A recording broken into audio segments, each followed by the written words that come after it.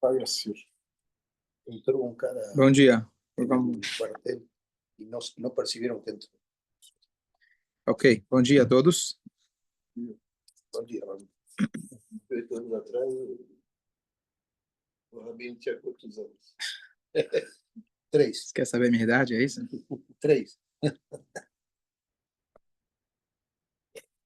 A gente está aqui estudando Halachot sobre amor ao próximo e o contrário. Existe uma proibição muito clara da Torá de odiar o próximo. Quando a gente fala de Torá, não tem uma coisa que é muito vaga, é uma coisa muito prática, muito específica. Um ódio no coração, Deus nos livre, é uma coisa muito vaga. Ah, eu gosto dele? Não gosto muito. Como você define esse não gostar de alguém? Então, é óbvio quando a gente fala de um crescimento espiritual, sempre a pessoa tem que cada vez se refinar mais, se ter mais amor pelo próximo, etc. Mas existe uma definição muito clara na Halachá do que significa agir de forma que a pessoa, Deus nos livre, odeia a outra pessoa. É importante a gente saber para a gente poder eventualmente retificar. Então, uma das maneiras, uma das consequências de alguém, Deus nos livre, odiar outra pessoa, é se você deixa de falar com a pessoa por 3 dias. Claro, se você nunca falou com ele, ou nunca ligou para ele, então não é um sinal de ódio. Mas alguém que você tem convivência com ele, você falaria com ele, você encontraria ele todo dia, você tem o contato direto com ele, e você deixa de falar por 3 dias, então essa é uma atitude que é uma consequência, Deus nos livre, do ódio. Óbvio, você fez isso de forma consciente, não porque simplesmente passou 2, 3 dias, não ligou. Se não, minha mãe, né? Nada pessoal, minha mãe, mas muita gente fala a mesma coisa, certo? Fala. Não, tem a chantagem daí me chamando, você sabe, que o filho liga para a mãe na outra cidade. Como você está? Mais ou menos fraca. Não foi, uns 3 dias que eu não como. Que foi? Você precisa se alimentar. Eu tinha medo que você justo ligasse se eu tivesse com a boca cheia. Ok. Número 2, se você, de uma forma ativa, está tentando pensar como fazer o mal para o outro. Está pensando, está planejando, Deus nos livre, uma vingança, alguma coisa assim. E a terceira é um pouco mais sutil ainda, se você está feliz com o sofrimento do próximo. Então, por que a gente está estudando isso? Para a gente poder ter bem claro que, eventualmente, a natureza humana, Deus nos livre, quando você acha que alguém quis fazer mal para você, ou de fato fez o mal para você, ou você não gosta da cara dela, não vai com a cara dela. Então, essas são 3 formas, com certeza tem mais, mas são 3 formas de você poder ver, ó, eu realmente estou transgredindo aquilo que a Torá fala para a gente, eu preciso buscar alguma maneira de retificar. Então, a gente pode passar uma vida inteira falando a respeito do relacionamento entre homem e seu próximo, mas vamos falar aqui em termos práticos, quais são algumas, pelo menos, das sugestões da Torá, das orientações da Torá, de como a gente retificar. A primeira coisa, quando você está bravo com alguém, a Torá ensina para a gente uma situação. Quando os irmãos de Yosef não gostavam do Yosef e foram castigados pelo que eles fizeram, etc. Mas uma vantagem eles tinham. A Torá fala que eles não conseguiam conversar em paz. Essa é uma vantagem. Por quê? Porque pior é quando a pessoa continua conversando com você normalmente, como se fosse que nada aconteceu. No coração dela, ela está planejando, Deus nos livre, fazer alguma coisa o contrário, ou sente o contrário. Então, o fato deles não gostarem do Yosef, eles deixaram isso muito claro. E esse é o primeiro passo, que se você não gosta de alguém, de algo que ele fez para você, você terá coragem de ir lá e falar para a pessoa, olha, você fez A, B, C, estou chateado com você. Se ele não quis ouvir, é o próximo passo. Mas só nisso você já resolve um monte de coisas. Ou você olha na cara da pessoa e você vê que a pessoa não tá tentando te evitar, tá sendo fria com você, você tem que ir lá e perguntar, querido, o que aconteceu? O que eu te fiz? Aconteceu alguma coisa? Você está bem? Você precisa de alguma coisa? É muito difícil. É muito difícil. Mas só aí a gente já evita um sentimento pequenininho que ele se torna eventualmente uma bola de neve. Porque aí eu fico contra você, você não falou comigo, eu já não falo com você, e aí a coisa vai aumentando. Então, a primeira coisa é a gente tentar resolver aquilo que está no sentimento, tentar trazer e conversar. Se você conversa, muitas vezes você já consegue resolver muitos dos problemas. E aí, cada situação é uma situação. Para isso, você tinha Aaron Cohen, que era aquele que sabia trazer a paz entre as pessoas, e a gente precisa aprender com ele, ter essa sabedoria de fazer com os outros e fazer com nós mesmos, para a gente tentar evitar brigas, sempre tentar ter o shalom. E uma das coisas mais importantes para o shalom, alguém me comentou recentemente, acho muito bonito, já tinha ouvido, mas que quando você vai fazer o Ose Shalom Bimromav na Amidah, você precisa primeiro dar 3 passos para trás, abaixando a cabeça. Você quer a paz, você tem que ter a humildade. Se você sempre vai achar que você tem razão, então, obviamente, você nunca vai conseguir a paz. Então, você pode dar, às vezes, a razão para o outro e seja feliz. Certo? Em hebraico se fala, tie chacham al tie tzodek. Certo? Seja esperto e não aquele que tem a razão. Mas a gente prefere morrer tendo a razão. Então, aqui está a grande sabedoria. Ok, vamos seguir adiante, porque, como eu falei, aqui são algumas dicas mais diretas e práticas. No último shiur, alguém perguntou o que acontece com uma pessoa que ele é perversa, um Yehudi, Deus nos livre, que ele é antissemita. Então, como fica? Tem que amar ele? Então, na Gemara, na Halachá, inclusive, está trazido que existe uma pessoa dentro do povo judeu que tem uma mitzvah de odiar ele. Quem é essa pessoa? Então, se a pessoa é pecadora, você já advertiu ela e ela continua pecando, então, nesse caso, vou explicar depois, mas nesse caso você tem a mitzvah de odiar essa pessoa e ainda falar para os outros, inclusive para o teu mestre, falar, ó, fulano de tal é pecador e a gente tem que se afastar dela. Essa é a halachá. Quando que se aplica e como funciona essa halachá? Então eu chego para você e falo, ó, você está chegando tarde na reza. Te avisei hoje, te avisei ontem, te avisei anteontem, 3 vezes, está avisado. Opa, agora que ele chegou tarde, pecador. Tá certo? Então, quem sou eu para chegar e dar moral para esse cara, para falar para ele que ele está chegando tarde na reza? Número 1, ele me conhece? É alguém que eu tenho esse direito ou obrigação de chegar e falar para ele, ó, oh, você está fazendo errado? Então, uma das coisas que a linguagem é que é aquele que adverte o seu amigo. O que significa seu amigo? Não é o cara que eu não conheço. É aquele cara que a expectativa, digamos assim, de crescimento espiritual dele é igual à minha, digamos assim. Ninguém é idêntico, mas crescemos juntos, estudamos juntos, tivemos uma educação parecida. Então, poxa, eu estou vendo que você está fazendo alguma coisa que não condiz com aquilo que nós aprendemos. Você é algo querido para mim. Eu sei advertir de uma maneira que realmente mostra para a pessoa que eu estou fazendo isso não por raiva, usando o exemplo do Minyan, que porque falta um, aí eu fico atrasado, atrasa a reza para todo mundo. Não, eu estou preocupado com você, que você está deixando de... Qualquer exemplo parecido. Então, quando eu vou advertir, a pessoa tem muitas condições para que isso seja considerado, de fato, uma advertência. Número 2, vamos até supor que a pessoa ela é malvada e ele realmente quer o mal, Deus nos livre do povo de Israel. Então você vai dizer, bom, essa é uma pessoa malvada. Então o Alter Rebbe, ele traz no Tânia, ele fala que mesmo aquela pessoa que ele entra em todas essas categorias, ele passa por todos os critérios e realmente se tem que odiar ela como uma lei da Torá, ao mesmo tempo você tem a mitzvah de amar aquela pessoa. Como é possível? Cada um de nós, cada Yehudi, tem 2 partes. Tem a parte superficial dele, às vezes é o comportamento, até a maneira que ele fala, que ele pensa, que ele acredita ou acha que ele acredita, mas ele tem uma chamar, ele tem uma alma. E você amando, tentando focar na parte, mesmo que seja muito pequena e muito escondida, o positivo que aquela pessoa tem, você vai cumprir a mitzvah de amor ao próximo. E quem sabe, ele fala, quem sabe com esse amor incondicional que você tem por ela, você vai conseguir despertar ela para que ela se retifique. Essa é a linguagem do Alter Rebbe. Então, são muitos os critérios para que aquela pessoa se enquadre nessa situação, e mesmo que ela cumpra todos os critérios e requisitos, ainda assim a gente tem que buscar e olhar para os aspectos positivos. Quem é que tinha perguntado isso? Você já tinha sido você? Tá. Então, respondeu a pergunta? Um,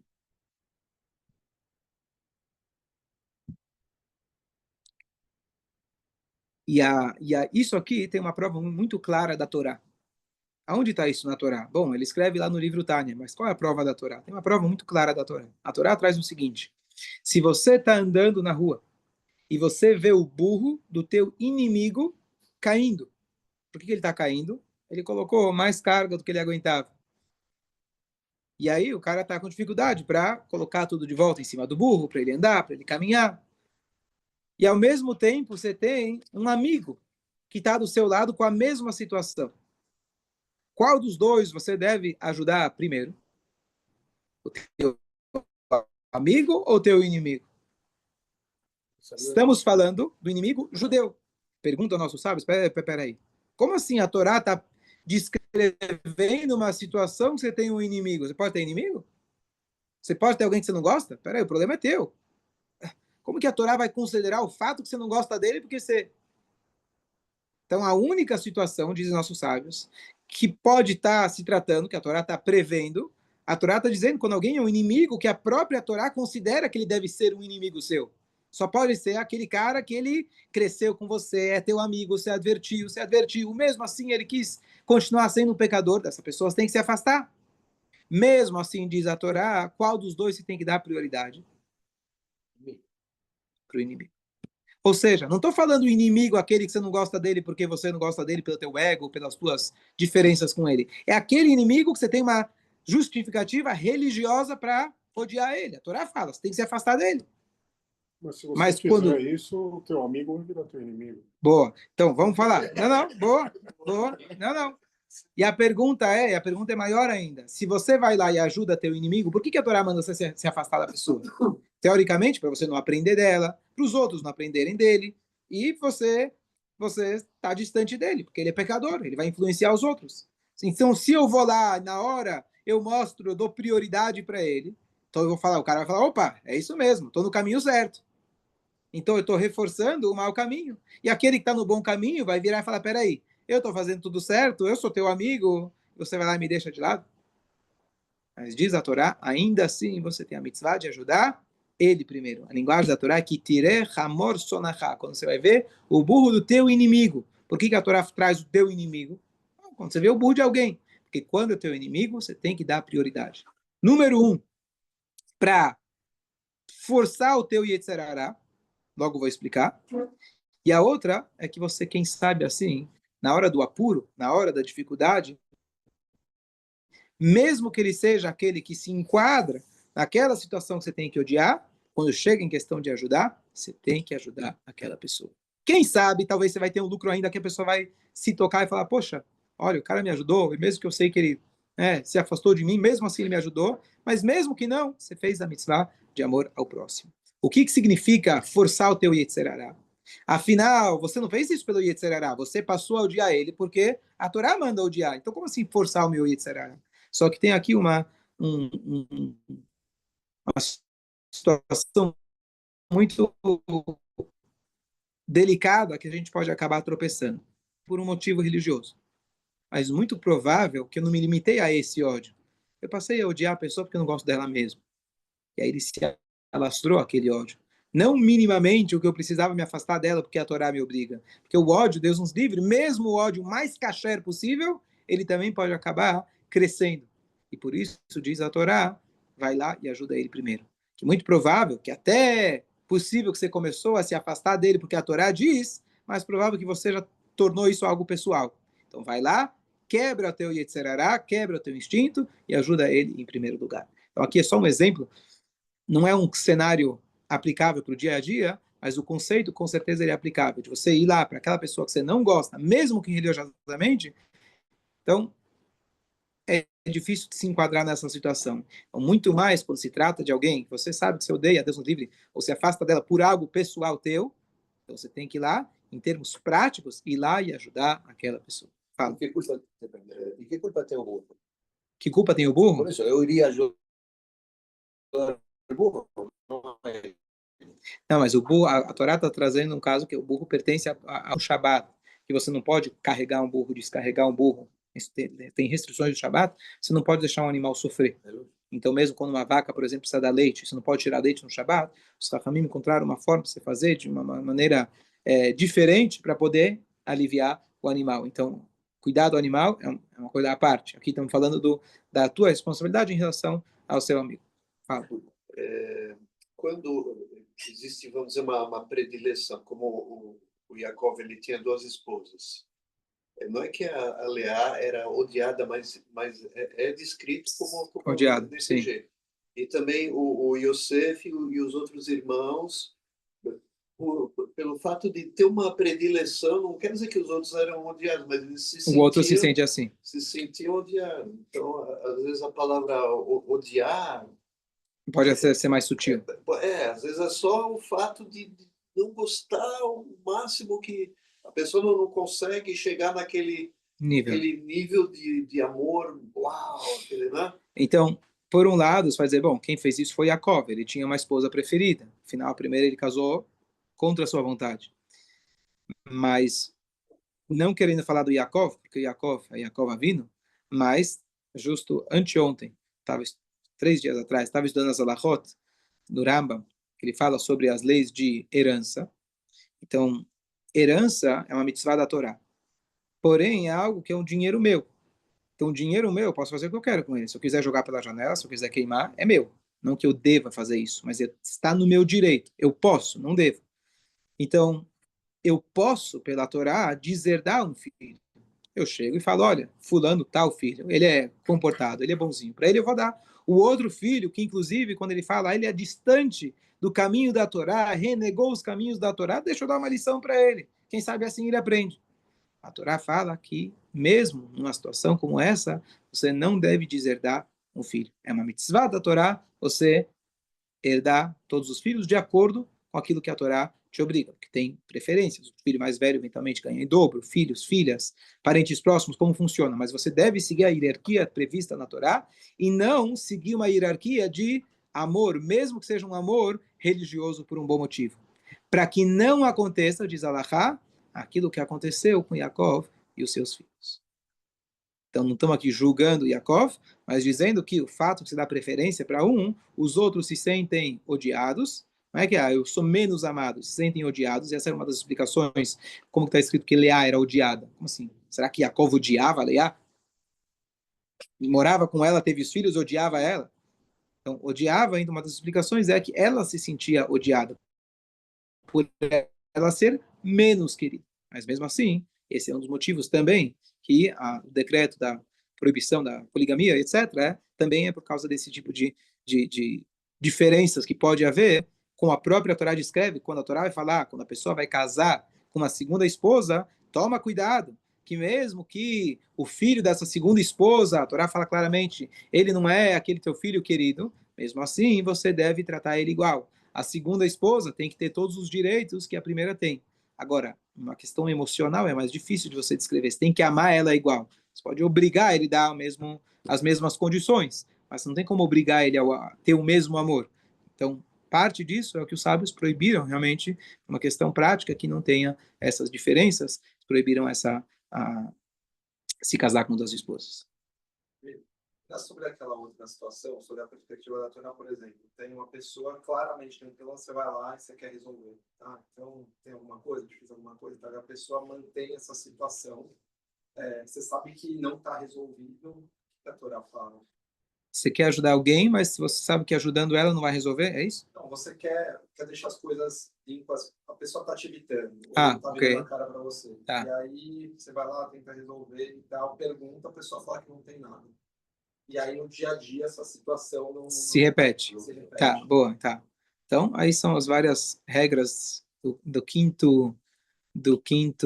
parte do Shulchan Aruch. O Shulchan Aruch é dividido em 4, mas a quinta, que é o bom senso, não, é aquilo que não está escrito no livro. Essa é a quinta parte e é a mais importante. Então, aqui ele traz uma das sugestões. Se a pessoa está te evitando, você foi lá, confrontou ela, perguntou, tá tudo bem? Tá tudo certo, mas continua fria com você. Então, você sabe que... Então, primeiro, que a gente às vezes não sabe, às vezes ele está fria por outros motivos, cada um tem seus 1001 problemas. A gente tenta interpretar a cara dos outros, mas a gente não é profeta, primeira coisa. Segunda coisa, às vezes, quando você suspeita que tem alguma coisa, tentar através de um terceiro. Isso é uma dica, que é isso que o Aaron Cohen ele fazia. Servia como intermediário. Então, você pega uma pessoa que vai te servir como um advogado. Por quê? Porque ela é amiga da outra. Se você vai chegar e vai falar, o cara não vai conseguir falar para você. Mas vai falar através de um terceiro, talvez ele vai conseguir conciliar. Esse é um trabalho constante. Isso é o dia a dia. Dúvidas?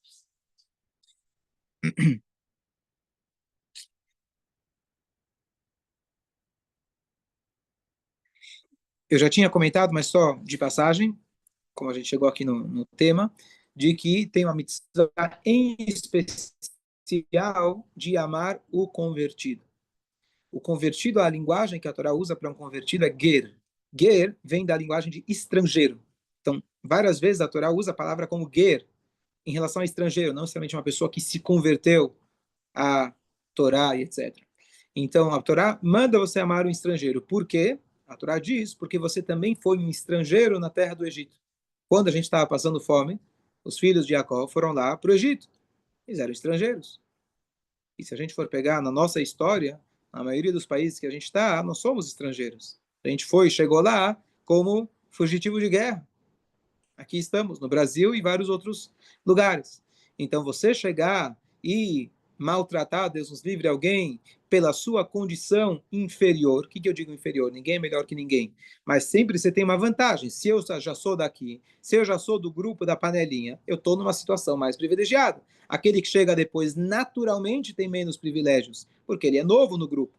Então, diz a Torá, em relação a essa pessoa que é nova, que pode se referir a uma pessoa que veio morar na cidade, ou pode se referir mais especificamente àquele que veio morar com você, porque ele agora se aproximou da Torá e se converteu e aceitou Hashem como único Deus e a Torá e as mitzvot. Então, essa pessoa, naturalmente, ele está numa categoria inferior. Não que eu julgo ela por ser inferior, mas ela tem menos privilégios. Não tem o apoio dos pais, não teve educação, não tem o avô, não tem os primos, não tem várias condições que uma pessoa que nasceu e Yehudi ela tem. Diz a Torá, saiba que você também passou por isso.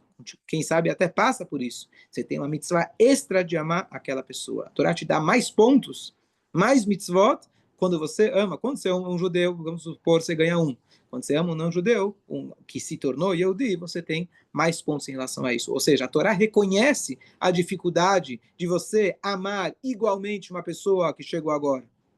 Ela é diferente de você. Ela está em outras condições. Diz a Torá, você tem uma mitzvah extra de amar aquela pessoa. Parecido com a ideia que a gente falou antes em relação ao inimigo. Ah, ele é o inimigo. Você tem que se afastar dele. A própria Torá disse. Mas você tem aqui uma mitzvah extra de ir lá e ajudar aquela pessoa.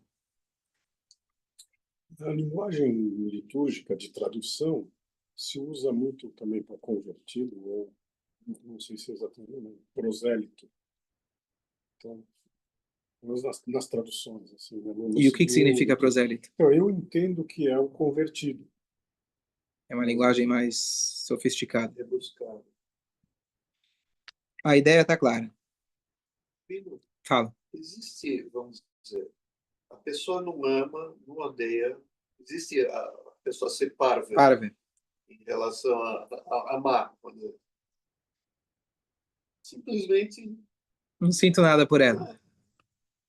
Então aí tem a grande mitzvah da Torá. Ve'avta l'reacha kamocha. Você não pode ser parvo. Você tem que se esforçar todos os dias. O Arizal colocou para a gente falar antes da reza, Areini mekabela la mitzvah taseh, shel ve'avta l'reacha kamocha. Eu recebo sobre mim a mitzvah de amar ao próximo como a mim mesmo. Eu preciso trabalhar nisso. A mesma coisa que eu tenho a mitzvah de amar Hashem. Não sinto nada, eu não gosto de. Não tenho nada contra Deus, mas também nada a favor, né? Eu estou parvo em relação a Deus. Eu não incomodo ele, ele não me incomoda, tá tudo certo, né? Aquele cara que rezou para Deus, falou: Deus me salva, avião está caindo, prometo para você que nunca mais vou te incomodar, só agora. Eu nunca mais vou. Não é, isso não é um relacionamento. Então, o que a Torá fala para gente, você não deve ser indiferente, apático, não indiferente frio. Simples, não gosto nem não tenho contato com ele. Cada Yehudi é teu irmão. Se ele é teu irmão, você tem que buscar fazer o bem para ele. Você tem que buscar ter um sentimento positivo por ele. É a mitzvah mais importante, talvez a mais difícil ao mesmo tempo. não, eu sei que quando acontece, vamos dizer, uma tragédia, uma guerra, não sei o quê, tem mulheres enviuvando, tem pais que perdem filhos, Não, infelizmente. então a gente sente essa empatia, é uma coisa natural. Pô, então isso já demonstra, Já é amor, então já é demonstra amor, que a gente tem esse amor. Então, primeiro, a Torá é muito prática. Então, você vai ficar aqui sentindo pelo outro e você não ajudou de forma nenhuma? Não sei que nível tem essa. Eu acho que isso pode servir como um termômetro para você dizer: Deus nos livre. Você escuta de um atentado em Israel, isso te mexe? Fala, poxa, por que está me mexendo? O cara está do outro lado do mundo. Tem tanta gente morrendo em outras partes do mundo, Deus nos livre, felizmente, mas por quê? Oh, peraí, então ele é meu irmão. Então, se ele é meu irmão, por que eu preciso esperar acontecer uma coisa ruim? Esse deve ser o pensamento. Então, talvez eu não tenha como ajudar aquela viúva que está em Israel, mas eu posso ajudar outros Yodim que estão ao meu lado, não preciso buscar longe. Então, isso serve como mostrar para nós como realmente a gente é uma família e a gente tem que desenvolver. Não só se contentar, bom, olha, eu prometo que se esse cara, aquele que eu era frio para ele, se acontecer uma coisa ruim para ele, eu vou me lamentar por ele. Então já é suficiente, já fiz a minha mitzvah. Não, você tem que tentar se alegrar por ele, tem que tentar fazer o bem por ele. Essa é a mitzvah de amar ao próximo. Mas aqui eu acho que o Paulo tem, né? Talvez seja o linguajar, talvez a Torá, não sei se a tradução também é certa, odiar ou amar. Talvez tenha um meio termo nisso, e a Torá talvez deixe um extremo para explicar algo. Mas, por outro lado, vamos dizer, até com pessoas de mais idade acontece isso, com o tempo vem isso. Vamos dizer, se tem uma pessoa que só te faz mal, com o tempo, você não odeia ele, mas você não Se entende. afasta. Né? Isso pode ser feito. Eu sempre trago o exemplo de Avraham Avinu. Se a gente quer olhar na Torá, em toda a história, quem foi a pessoa mais bondosa, de forma até inconsequente, que fazia o bem para qualquer pessoa, foi Avraham Avinu. Só que quando ele teve problema com o sobrinho dele, o Lot, que tinha lá os rebanhos do Lot, que comiam de qualquer lugar, e o Lot era muito parecido com Avraham, então as pessoas começavam a achar que Avraham estava roubando. E eles tentavam, os pastores brigaram, etc. O Avraham ele tentou, não conseguiu.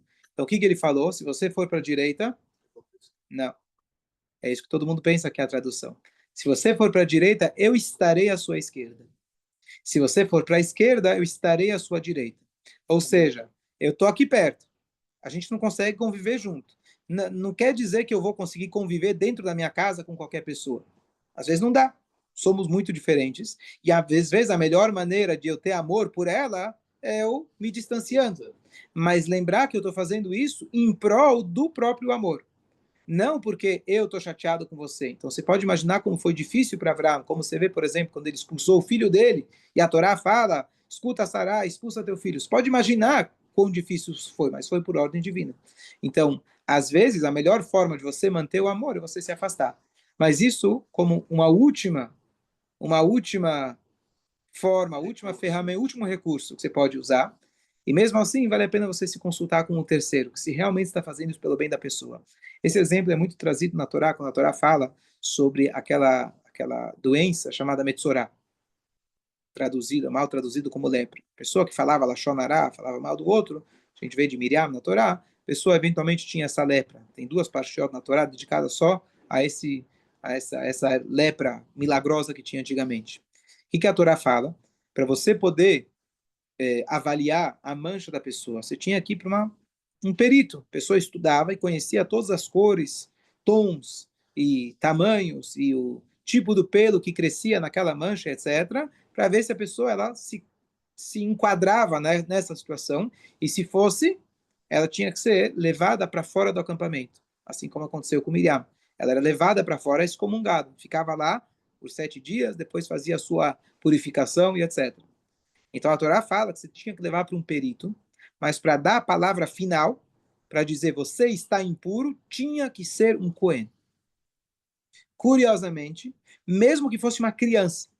Então imagina você chega para um cirurgião e fala para ele, olha, essa pessoa precisa de cirurgia? Sim. Ah, deixa eu chamar aqui meu filho. Aí o filho fala para ele que precisa de cirurgia. Sim, precisa de cirurgia. Pronto, tá feito. Qual o sentido? O cirurgião estudou muitos anos para poder decidir. Você chega para dar o veredito, você tem que ter a assinatura da criança. Mas a Torá fala que sim. Tem que ter a palavra de um Cohen. Por quê? Porque por natureza um Cohen é um Isha Chesed, uma pessoa de bondade. Certo?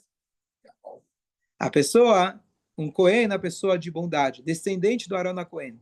Para você colocar uma pessoa numa situação que ela vai ser expulsa e afastada dos outros, só pode ser uma pessoa que ela realmente quer o bem do paciente. Ela quer o bem daquela pessoa, não porque eu tenho algum sentimento negativo e por isso eu vou misturar isso, sem a gente perceber, na hora de eu olhar a tua mancha, eu vou acabar julgando, falando, não, essa pessoa está impura. Eu não posso ter 1%, 0,1% de sentimento pessoal, eu tenho que fazer isso unicamente pelo bem da própria pessoa. Por isso a Torá coloca que tem que passar por um Cohen. Aonde a gente aplica isso hoje em dia? Deus nos livre, você tem uma criança que você está cogitando tirar ela da escola. Por quê? Porque ela está sendo mal comportada. Pior ainda, ela está influenciando as outras crianças. Então é uma coisa para você colocar na balança. Por um lado, eu quero pensar nela. Por outro lado, pode estar prejudicando os outros. Como que eu faço? Então, existem situações raríssimas que você vai ser obrigado a tirar a criança. Mas você tem que ter certeza absoluta que você está pensando no bem-estar da criança. Eu estou tirando ela daqui porque aqui não cabe mais para ela. Esse não é o lugar bom para ela. E a gente vai atrás procurar um lugar melhor para ela. Se eu não me engano, foi o Hazon Ish, um grande famoso sábio de Bnei Brak, já falecido, que tinha um jovem rapaz na Yeshiva que pegaram ele fumando no Shabat. Para alguém que é jovem da Yeshiva e fuma no Shabat, ele sabe o que significa isso e etc. Isso é você atravessar uma linha vermelha que não tem. E aí ele não teve outra, não pensou duas vezes. Expulsou o menino da Yeshiva.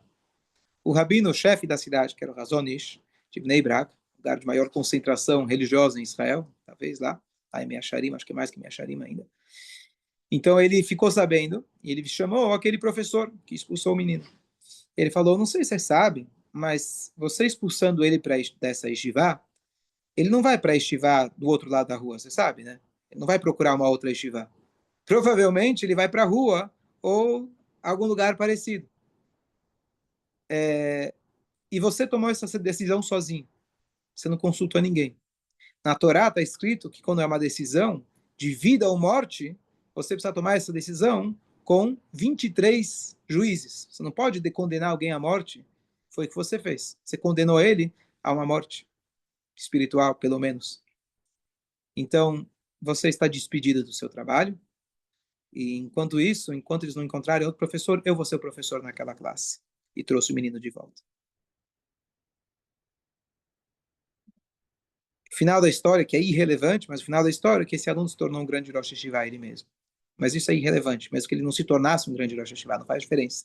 Mas para a gente ver como os grandes mestres, eles realmente tinham outro tipo de consideração para uma pessoa, mesmo que ela fez algo que fosse considerado naquela situação gravíssimo e etc. Ultrapassando qualquer limite. Então, isso, não sei aqui quem é diretor de escola, professor de escola, mas na nossa cabeça, para a gente realmente chegar e falar para alguém, olha, você está fora do meu campo, do meu acampamento, você agora vai morar do lado direito e eu moro do lado esquerdo, vamos se afastar porque isso é o melhor para nós. Você tem que realmente fazer esse julgamento, como a situação que ele falou, com 23 outros juízes, ou seja, não é uma situação que você vai decidir sozinho, falar, não, esse cara eu preciso me afastar dele. Então, eu tive uma situação quando eu estava na Estivá, já contei, tinha uma pessoa que eu nunca conseguia me aproximar. A pessoa era sempre fria, não que ela se tornou fria, a pessoa era fria, e eu que tentava me aproximar e não conseguia. E aí eu fui falar com o rabino da Yeshiva, uma pessoa que tem o conhecimento do ser humano de uma maneira muito mais refinada. Ele falou, me dá alguns dias. Eu não sei se ele conversou com a pessoa, observou a pessoa, ele falou, é isso que você consegue dela, você não vai conseguir mais do que isso, esse é o jeito dela. Pronto, tá bom. Eu sei que pelo menos a minha parte eu fiz. Eu esperava e que não era comigo. Exatamente. Que esse é o jeito da pessoa e tá tudo bem. Na hora que ele me falou, tá tudo bem, para mim tá tudo bem. Continuamos amigos, mas de um jeito distante, que é esse o jeito da pessoa. Mas eu, naquele momento, pelo menos, não tomei essa decisão sozinho. Então, a gente tem que perguntar para alguém que seja objetivo e não subjetivo, no caso, para poder realmente chegar na decisão que aquela pessoa, ela tá fora. Como diz uns livros, pode acontecer. Uma separação, às vezes, é a coisa mais saudável que tem que acontecer. E a única forma de você manter um bom relacionamento, você tentar forçar a situação, não vai adiantar. Mas não é uma decisão que você toma com leviandade. Uma decisão que você tem que tomar realmente depois de pensar em todas as consequências que isso vai trazer, o que isso vai trazer para você, para outra pessoa, para aqueles que estão envolvidos, assim por diante. Ok, só para dar a introdução do próximo tema. O próximo tema é você conseguir julgar as pessoas favoravelmente. Isso é uma coisa que acontece muito. Às vezes eu sou a pessoa que me afasto do outro, porque eu fico olhando o que ele faz, aquilo não me agrada, então eu me afasto. E você tem a obrigação de julgar os outros favoravelmente. No outro lado, você tem uma proibição da Torá de suspeitar, Roshed Biksherim. Você fica, qual seria a tradução? Você fica suspeitando de uma outra pessoa, talvez foi ele. Eu não falei que foi. Sumiu alguma coisa. Na minha cabeça, eu acho que eu já sei quem foi. Você não falou para ninguém. Você não acusou ele publicamente. Não fez nada. Na tua cabeça, você, Roshed Biksheirim, isso é uma proibição da Torá. Certo? Então você não pode suspeitar de alguém sem ter as provas. Não, mas eu tenho quase certeza. Você viu? Não. Mas tá na cara, vai. Tá na cara. Então, tem várias e várias histórias de situações onde se tinha certeza que era uma pessoa, depois descobriu que não era, para inspirar a gente, que mesmo quando você acha, tá, tudo bem, é uma historinha bonita, lá, que eu vi no livro, mas esse cara aqui, o cara do livro não viu. Esse cara aqui, não sei a verdade, vamos ser honestos, vai. Vamos. A Torá fala que você tem que tentar olhar para a pessoa de forma positiva. E a grande pergunta é como fazer isso? É para eu mentir para mim? Eu sei o que ele está fazendo, eu sei qual que é o plano dele. Então, número um, em termos práticos, às vezes eu preciso me proteger. Se eu sei que alguém está querendo planejar fazer uma coisa mal, Deus nos livre para mim ou para outra pessoa, eu tenho que proteger e eu tenho que tomar as atitudes necessárias. Mas, vamos supor que eu já fiz isso, ou não é o caso, é uma coisa que não vai afetar um terceiro. Então, você tem várias coisas em relação a que a Torá te dá para você tentar interpretar aquilo de forma positiva. Então, número um, você tem que sempre dar o benefício da dúvida. Eu estou julgando a pessoa, mas eu estou vendo uma fração muito pequena do que a pessoa está fazendo. Se eu olhar o cenário completo, eu vou entender o que ela está fazendo, pode até ser uma mitzvah. E a outra coisa, mesmo quando eu tenho certeza absoluta, eu sei qual é dele, eu sei, eu vi, ninguém me engana, ele é um cara que está fazendo coisas erradas, então eu vou julgar ele como um rachá, como um perverso, e vou me afastar dele. E aí vem o que a Hassidut ensina para gente, as famosas histórias do Rabbi Yitzhak de Barditchev, que ele sempre era o advogado do povo judeu, que mesmo quando ele via uma pessoa que fez uma coisa absolutamente errada, ainda assim ele conseguia encontrar um ponto positivo. E eu vou explicar como isso funciona. As histórias clássicas, a história mais clássica pelo menos, que eu conheço, é aquela que ele viu uma pessoa, um judeu, que era um judeu que conhecia, que sabia, e etc., fumando em pleno Yom Kippur. Ele vira e fala, olha, acho que você esqueceu que não pode fumar no Yom Kippur. Eu falo, não, eu sei. Será que você esqueceu que hoje era Yom Kippur? Não, estou sabendo. Olha, Hashem, ele vira e fala, como o teu povo se recusa a mentir. Agora você vai dizer, bom, tá, bonitinho para uma história, para o grande rabino. Mas sempre você consegue encontrar um ponto positivo. Mesmo na pior pessoa possível, aquele cara que você falou que é antissemita, você pode até encontrar, pelo menos ele é sincero. Alguma coisa você pode encontrar. Mas o que eu ganho com isso? Vai, estou fechando os olhos? O que eu estou fazendo? Na hora que eu faço isso, eu escolho olhar para o aspecto positivo da pessoa e eu tenho a força, através da minha fala, do meu pensamento, do meu olhar, de fazer com que aquele pontinho muito pequeno ele possa começar a crescer. Isso é o sentido mais profundo de julgar uma pessoa favoravelmente. Número um é você fechar os olhos e tentar descobrir, talvez, não é exatamente aquilo que você viu. Ok, isso em termos mais simples e práticos. Mas um sentido mais profundo é você escolher aonde você vai olhar. E acreditar no potencial do ser humano. Acreditar na bondade do ser humano. Você conseguir enxergar através de todas essas cascas e olhar lá no fundo e saber, você talvez passou por muita coisa na tua vida. Talvez a situação que você passou te transformou nessa pessoa que você aparenta ser. Mas eu acredito no ser humano, eu acredito na tua bondade, e isso eu julgo positivamente. Significa que eu dou mais valor para quem você é do que para aquilo que você aparenta ser. Isso eu posso fazer comigo mesmo, isso eu posso fazer com meus filhos, isso eu posso fazer com qualquer pessoa que eu tenha um relacionamento. Se eu escolher olhar para o aspecto positivo, por menor que seja, eu vou estar julgando ela positivamente. Não é que eu fechei os olhos para aquilo que ele fez ou está ainda fazendo. É porque eu escolhi olhar para o aspecto positivo. E essa é a melhor fórmula para a educação. Poxa, o menino fez tudo errado, mas eu escolhi olhar para o aspecto positivo. E aí eu consigo fazer com que aquele aspecto positivo ele comece a crescer. Porque o nosso pensamento e o nosso olhar, se eu julgo uma pessoa ruim, pro mal, eu já vou estar naturalmente, quando eu vou tratar ela, eu já vou estar tratando, pega um filho, por exemplo, você é o que sempre dá errado. De novo, né? De novo você. Então, o que ele acaba acreditando? Ele vai acabar acreditando que realmente eu sou ruim. A pior coisa é quando a criança acaba acreditando em você. Quando você fala para ela algumas coisas e ela acaba acreditando, essa é a pior coisa. E não é verdade. Você tem que acreditar e tentar enxergar, apesar de tudo, a parte positiva da pessoa. Não quer dizer que você não vai disciplinar, não quer dizer que você não vai ensinar, não quer dizer que às vezes você precisa usar a mão esquerda para, eventualmente, dar uma disciplina um pouco mais dura, mas você está sempre atento e olhar sempre o aspecto positivo que aquela pessoa tem. E aí você está julgando ela favoravelmente. Por último, o Pirkei Avot, ele fala para a gente que você tem que sempre pensar naquilo que você faz, porque depois você vai prestar as contas para Deus. Ela está falando Pirkei Avot, como a gente deve ser cuidadoso com as nossas atitudes. E a linguagem que ele fala, pense perante quem você vai futuramente dar din vecheshbon. Din vecheshbon se traduz de uma forma mais superficial, perante quem você vai prestar contas. Mas a palavra din significa veredito, Reshbon significa o cálculo. O que vem primeiro? O veredito ou o cálculo? Avaliar a situação ou o veredito? O que vem primeiro? Espero que você avalie primeiro antes de dar o veredito.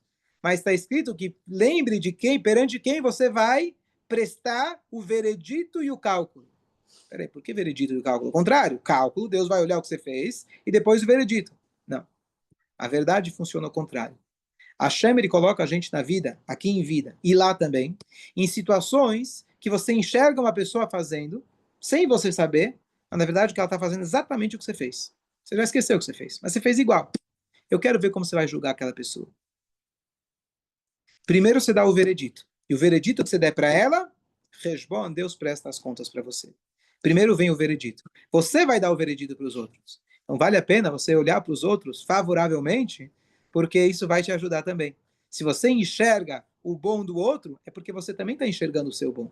E apesar que você eventualmente tem atos que não condizem com isso, mas mesmo assim, você escolheu olhar para o bem. Se olhou para o bem para o outro, Hashem vai, naturalmente, a sua consequência é que Hashem vai olhar também para o seu aspecto positivo. Por isso é muito importante a gente sempre, quando vai julgar a outra pessoa, lembra que na hora que está pensando do outro, você está julgando a você mesmo. Porque não é por acaso. Se a situação apareceu na tua frente, bem naquela hora, e bem você que viu, saiba que aquilo é um reflexo de algo que você tem que aprender, de algo que você talvez fez, ou parecido, ou equivalente, e presta atenção como você vai julgar aquela situação. Se você escolher olhar para o lado positivo, você vai também ser julgado dessa forma. Isso também cabe quando a gente, durante muitas épocas, haviam aqueles que eram chamados Magidim. Magidim eram aqueles homens rabinos, que iam de cidade em cidade, eles tinham o dom da fala, eles sabiam despertar as pessoas para chorar, para fazer chuvá, e às vezes com palavras muito duras da própria Torá. Olha, vamos ver lá as maldições da Torá e etc. Então, naquela época, talvez isso era até positivo, era a forma de servir a Deus. Quando o Baal Shem Tov chegou com a luz da Hassidut, ele condenava completamente todo esse tipo de fórmula. Primeiro, que tinha muitos que eram como chama? Charlatões, obrigado, charlatões. Então ele fazia isso muito bem, mas ele, na vida dele, charlatães, obrigado. Então ele queria passar o chapéu depois, né? Ó, fiz todo mundo chorar, tem aqui 10 chorando. Bom, o meu valor, vou fechar a conta aqui, e aí depois eu dou o veredito, então era charlatães. Charlatães. Mas, além disso, mesmo que fosse com uma intenção autêntica e verdadeira, a gente tem que tomar muito cuidado que as palavras que eu vou julgar, se eu chego e falo, olha, o povo de Israel está desunido, Deus nos livre, só estou usando como exemplo. Olha, nosso povo está tão muito bem. As nossas palavras têm efeito. É muito melhor eu tentar enxergar o aspecto positivo do nosso povo. Falando agora de forma coletiva. E nós temos que ser o advogado, assim como o Rav Levi Yitzhak, advogados do povo judeu. Quem foi que fez isso na nossa história? Da maneira mais radical possível? Moshe Rabbeinu. O povo fez o bezerro de ouro, que seria uma traição antes de voltar da lua de mel. Moshe Rabbeinu nem voltou, não chegou nem o álbum de fotos. Bom, isso aí demora uns 10 anos, mas não chegou nem o álbum, nem a prévia, né, daquele, como chama aquele videozinho lá, o prova. Não, tem o teaser, isso, o teaser. Nem chegou o teaser, você já traiu, então não tem perdão. Vai lá, Moshe Rabbeinu, quebra as tábuas para provar para Deus que ainda eles não tinham recebido o documento da Ketubá para proteger o povo judeu. Então, quando a gente tem que se colocar entre, ó, eu e Deus estamos bem, e ó, eu rezo, eu faço tudo certinho, o povo judeu está mal. Não. Não é assim que a gente olha. Eu tenho que olhar e aprender de Moshe Rabbeinu que ele não foi cego, ele soube exatamente o que o povo fez. Era gravíssimo, mas quando ele tinha que escolher julgar o povo judeu ou lutar contra Deus, ele preferia estar ao lado do povo judeu e lutar contra Hashem. Então, tomar muito cuidado quando a gente fala de forma coletiva do nosso povo, sempre olhar algo positivo. Algo que aconteceu muito quando começou a guerra. O povo estava desunido. Pode ser um fato, mas eu não tenho que focar nisso. Eu tenho que tentar. A minha palavra tem um peso muito grande. Eu tenho que falar, nós nos unimos mais, essa guerra trouxe união, e tentar sempre enxergar o aspecto positivo, que as nossas palavras têm um peso muito grande. Bom dia a todos. Bom dia, Chico. Isso